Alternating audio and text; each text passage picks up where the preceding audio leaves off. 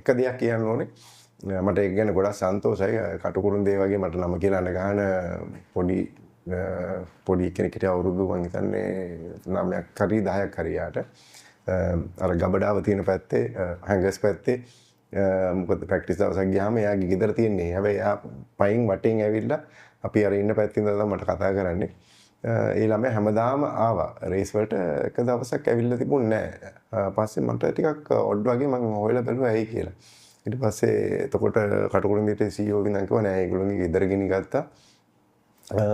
ඒක හින්දා ආවේ නෑ කියලා. ඊට පස්සේ ඊගාව සතියේ මම ගිහිල්ලා හොයලා බලනකොට ඇත්තටම කරන්ට් එක නැති හින්දා මේ අර ලාම්පු පෙරලිලා ඒගොල්ලෝගේ කුපි ලාම්පු පෙරලිලා ඒගොල්ලෝ ගේ ගෙන යන තිබුණා. ඉතින් ඒ වෙලාවේ මම ගෙදරට මට මේ ලුකුවට මේව කරන්න නෙමෙයි මම අහුව මොකද්ද වෙන්න ඕන කියලා ඒ වෙනකොට ගේ හදාගෙන තිබුණා. මම ඒගොල්ලන්ට කරන්ට් එක ගන්න ඒ කාලේ රුපියල් 25000ක් තමයි ඕනේ කියලා මම 25000ක් දුන්නා.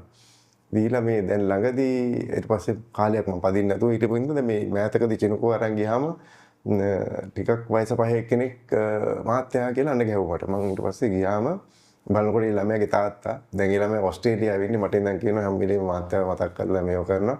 ඒ කරන්ට් එක අරන් දුන්නේ හින්දා ලයිට් එක දාගෙන පාඩම් කරලා ඒ ළමයා ඕස්ට්‍රේලියාවේ ගිහිල්ලා දැන් ලොකු ජොබ් එකක් කරනවා. ඒක ගොඩක් සන්තෝෂයි.